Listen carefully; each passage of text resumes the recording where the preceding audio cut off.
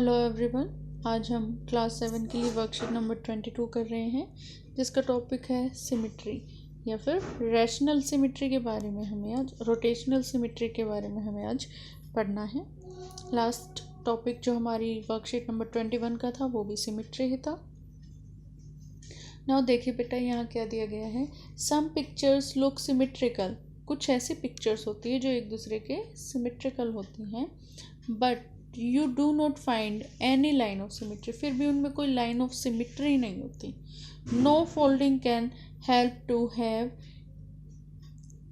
उनको कोई भी ऐसी आपकी फोल्डिंग नहीं होती जो क्या करे, फोल्ड नहीं कर सकते आप उनको किसी भी वे में कि वो कॉन्सिडेंट हाफ्स बनाएं, वो हाफ आपके एग्जैक्ट हाफ फिगर बनाएं। एंड हाउएवर बाय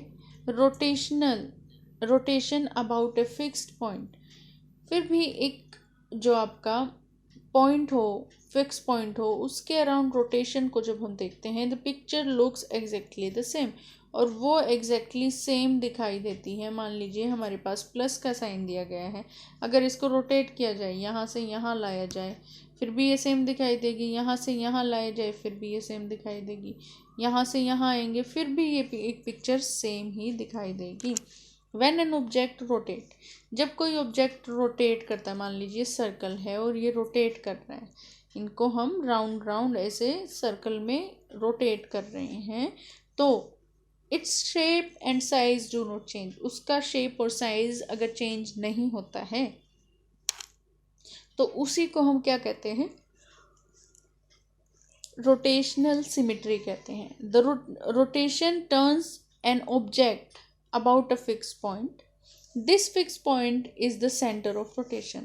और एक पॉइंट होता है जिसके अराउंड कोई भी ऑब्जेक्ट जो है वो रोटेट करता है, ठीक है। अब वो पॉइंट क्या कहलाता है, उस पॉइंट को हम सेंटर ऑफ रोटेशन कहते हैं।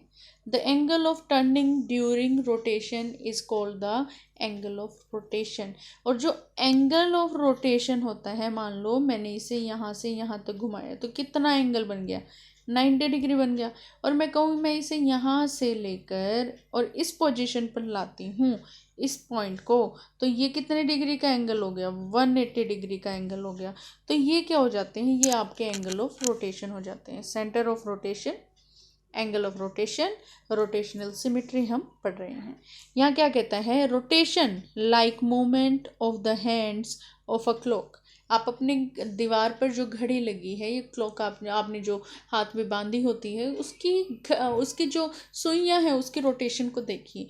एक सुई आपकी 12 बजे पर जो लगी होती है वो वहाँ से रोटेट करना शुरू करती है और वापस वहीं पर आ जाती है, ठीक है। Is called the clockwise rotation. इसको हम क्या बोलते हैं, क्लॉकवाइज रोटेशन बोलते हैं। अगर कोई चीज़ यहाँ से शुरू हुई, जैसे घड़ी में होता है, सुई यहाँ से शुरू होकर यहाँ तक फिर वापस आती है, उसे क्लॉकवाइज रोटेशन बोला जाता है। अदरवाइज यानी कि दूसरे तरीके, यहाँ से यहाँ तक अगर वो आती है तो क्या होगा, ये एंटी क्लॉकवाइज रोटेशन होगा। अब यहाँ है आपको रिमेंबर करना है ईच रेगुलर पॉलीगन। पिछली बार हमने वर्कशीट में पढ़ा था रेगुलर पॉलीगन्स के बारे में, यानी कि वो पॉलीगन्स जिनकी आपकी साइड्स इक्वल होती हैं। तो जितनी उसके अंदर साइड्स होती हैं रेगुलर पॉलीगन के अंदर, उतने ही उसके क्या होते हैं, लाइंस ऑफ सिमिट्री भी हो जाती हैं, उतनी ही वहाँ पे लाइंस ऑफ सिमिट्री होती हैं। अब आपको आगे क्या कहता है, कह रहा है let's do draw and cut out a square from original sheet. एक ओरिजिनल शीट से आपने एक स्क्वायर कट किया, and draw it's lines of symmetry, और उसकी लाइन ऑफ सिमिट्रीज को ड्रॉ कीजिए। ये लाइन ऑफ सिमिट्री होती है, ये भी होती है और ये भी होती है। स्क्वायर के अंदर सारी साइड्स इक्वल होती हैं, तो यहाँ पर 4 लाइन ऑफ सिमिट्री आपकी पाई जाती हैं, 4 साइड्स होती हैं। अब line of symmetry is the centre of rotation of square. Rotate the square sheet about the center of rotation find the number of times it cover itself exactly in one complete rotation. आपको angles निकालने हैं कि वो one complete rotation में, एक तो single single rotation का आपको निकालना है और फिर निकालना है कंप्लीट रोटेशन कितनी बन जाती है। तो यहाँ देखिए आपकी रोटेशन 90 डिग्री ये हुई, जब यहाँ से यहाँ जाता है फिर से 90, यहाँ से यहाँ गया फिर से 90 है, और इस प्लेस से इस प्लेस पर गया तो फिर से 90 है। तो जब ये 4 बार 90 हो गया तो कितना आ गया, 360 डिग्री आपका टोटल एंगल आ गया।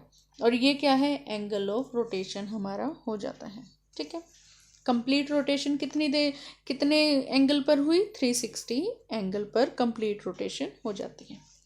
अब कहता है a full turn rotation has a degree of measure 360, जो कि हमने पढ़ा। पूरी तरह से एक पहिए के जैसे ये घूमकर वापस उसी जगह पर आती है कोई चीज़, तो वो क्या होगा, 360 डिग्री रोटेशन हो जाता है। अब ये कहता है what is the degree measure of the angle of rotation for a half turn. अगर वो आधा टर्न लेता है, मान लो यहाँ से यहाँ तक आता है, तो ये हाफ टर्न हुआ। अब ये हाफ टर्न जो होगा वो कितने मेजर का होगा, 180 डिग्री का होगा। ठीक है बेटा। अब आता है एक क्वार्टर टर्न। एक पूरा क्वार्टर मतलब 1/4 टर्न लेता है, तो 1/4 टर्न कितना हो जाएगा, इंटू 360 आप कर सकते हैं, क्योंकि 360 का तो होगा, कितना हो जाएगा, यहाँ से आप कट करके इसे,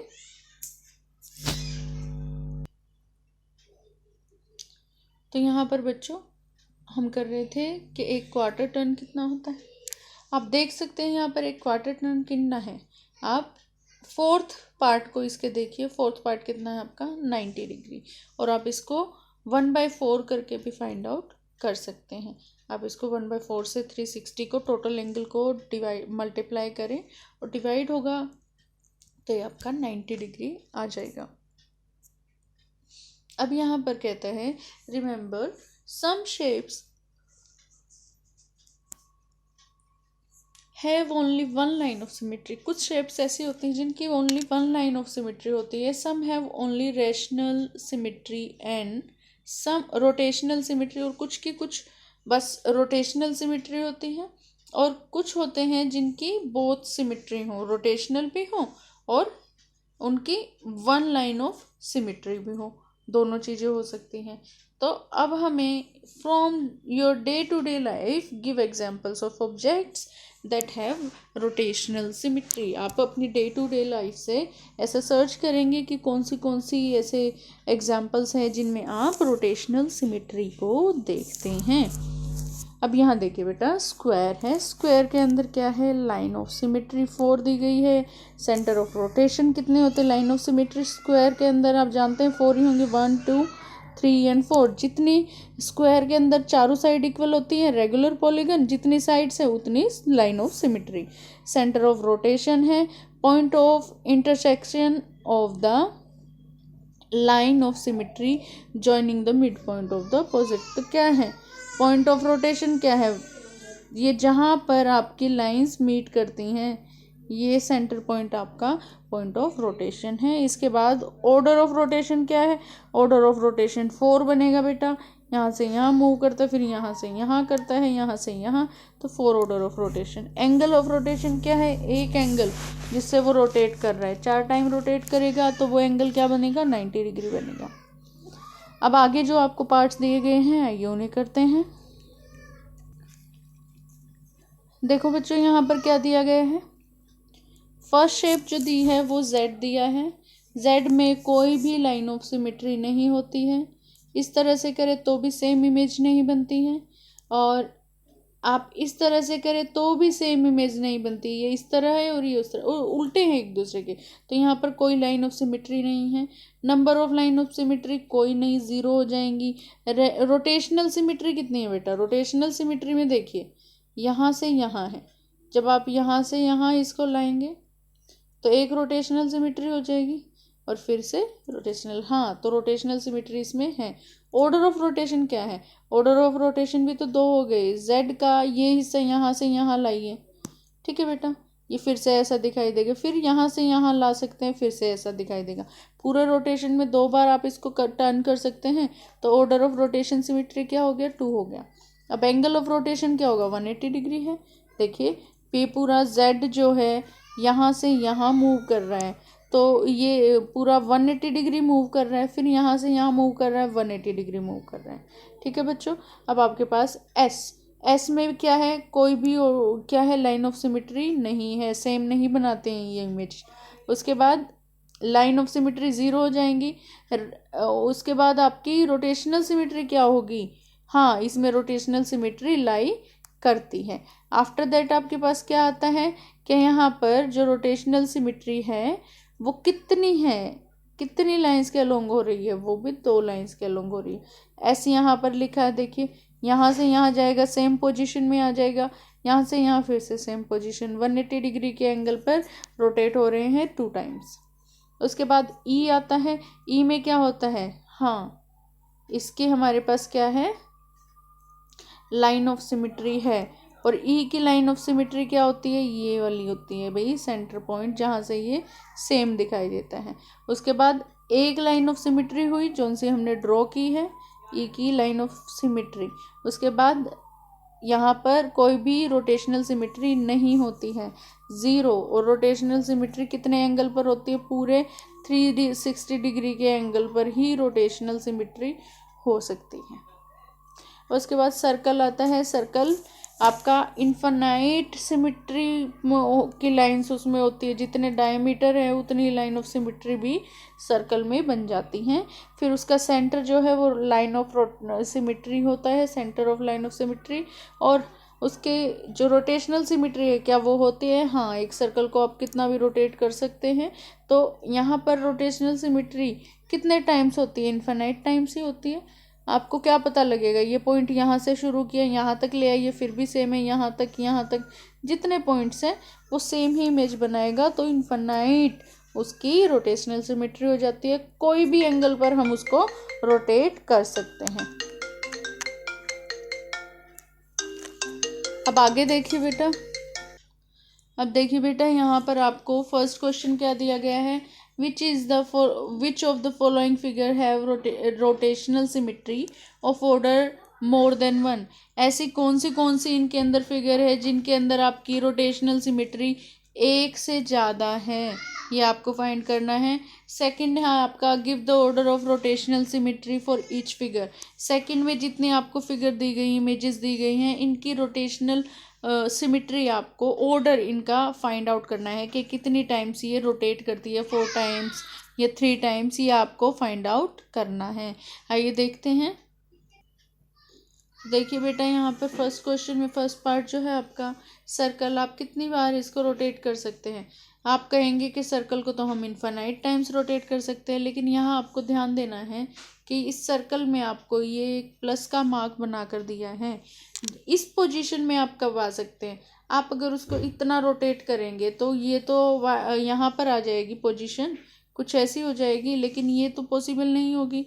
हमें तो एग्जैक्ट रोटेशन निकालनी है, तो 1 टाइम, फिर 2 टाइम, फिर 3 टाइम एंड फिर 4 टाइम, 4 टाइम इसको मूव कर सकते हैं। इसका मतलब एक से ज़्यादा बार कौन सी रोटेशनल सिमेट्री आ रही है किसी इमेज में, उसमें ए पार्ट हमारा आ जाता है। फिर यहाँ देखिए 1 देन 2 देन 3 टाइम्स हो रहा है, तो ये बी पार्ट भी हमारा हम 1 से ज़्यादा टाइम में आ जाएगा रोटेशनल सिमेट्री में। सी पार्ट में देखिए, सी पार्ट में बेटा एक ही पूरी रोटेशन होगी, यहाँ से यहाँ पर आपको इसको लाना होगा, तभी ये सेम पोजीशन में आएगी, नहीं तो इसकी पोजीशंस चेंज हो जाती हैं। पहले ये इस तरह से आ जाएगा, अगर फिर से रोटेट करेंगे इस तरह से बन जाएगा, और फिर से आप इसे रोटेट करेंगे तो ये कुछ इस तरह की इमेज बनाएगा। लेकिन लास्ट में जब आप 360 इसको रोटेट करते हैं वापस इसी पोजीशन में आता है, तो यहाँ 1 सिमेट्री है, लेकिन हमें मोर देन 1 फाइंड आउट करने हैं। ऐसे ही डी पार्ट में है, यहाँ भी 1 सिमेट्री है, जो ई पार्ट है इसमें आपकी कितनी सिमेट्री है बेटा, यहाँ पर 3 सिमेट्री बनती हैं, यहाँ से यहाँ तक आएगा, यहाँ से यहाँ तक, और फिर यहाँ से यहाँ तक, तो 3 सिमेट्री। तो हमारा आंसर ये ई पार्ट भी हो जाएगा। फिर आता है 4, यहाँ 4 सिमेट्रीज आती हैं एफ पार्ट में, तो ये भी हमारा आंसर होगा। तो ए, बी, ई और एफ ये आपके आंसर हो जाएंगे फर्स्ट क्वेश्चन के। सेकंड क्वेश्चन देखिए बच्चों, ऑर्डर ऑफ सिमेट्री निकालना है। तो यहाँ पर ऑर्डर ऑफ सिमेट्री क्या होगा, 1 होगा। एक बार एक रिवॉल्यूशन होगा पूरा, इसका रोटेशन होगी। यहाँ पर कितनी ऑर्डर ऑफ सिमेट्री है, यहाँ भी 1 ऑर्डर ऑफ सिमेट्री होगा बच्चों। क्यों होगा, क्योंकि यहाँ पर 80 डिग्री का एंगल इन्होंने मेंशन कर दिया है, इसलिए 1 ऑर्डर होगा। अब यहाँ पर कितना होगा, 3 टाइम्स रोटेशन होगा, तो 3 ऑर्डर ऑफ सिमेट्री। ये 4 ऑर्डर ऑफ सिमेट्री हो जाएगा, 4 टाइम्स इसको हम मूव कर सकते हैं 4 अलग अलग पोजीशन में भी आकर, ये सेम ही इमेज बनाता है। ये सेम एग्जैक्ट ऐसा ही यहाँ पर है, 4 अलग अलग पोजीशन में हमारी सेम इमेज देता है। तो ऑर्डर क्या हो गया, 4 हो गया। अब ये आपको इक्वल पार्ट्स दिए गए हैं, तो कितनी ऑर्डर ऑफ सिमेट्री हो जाएगी, 5 ऑर्डर ऑफ सिमेट्री यहाँ पर हो जाती है। यहाँ देखिए 1 2 3 4 5 6 ऑर्डर ऑफ सिमेट्री हो जाएगी। अब ऐसी कुछ इमेज आपको बनाकर दी हैं, तो यहाँ पर क्या होगी, यहाँ पर आपकी कितनी ऑर्डर ऑफ सिमेट्री हो जाएगी, यहाँ पर आपके 3 ऑर्डर ऑफ सिमेट्री हो जाएगी, क्योंकि यहाँ से यहाँ तक आएगा, यहाँ से यहाँ तक, और यहाँ से यहाँ तक, फिर से वही पोजीशन में आता है। तो 3 टाइम्स वो रुक कर आता है, मूव करने में रुक सकता है, तो सेम पोजीशन पर वो फिक्स हो जाता है। तो ये यहाँ पर आपकी वर्कशीट नंबर 22 है। ये है बेटा रोटेशनल सिमेट्री। इसे आप अपने चैप्टर से भी रिवाइज करें ऐसे क्वेश्चंस को। Like, share and subscribe. Thank you.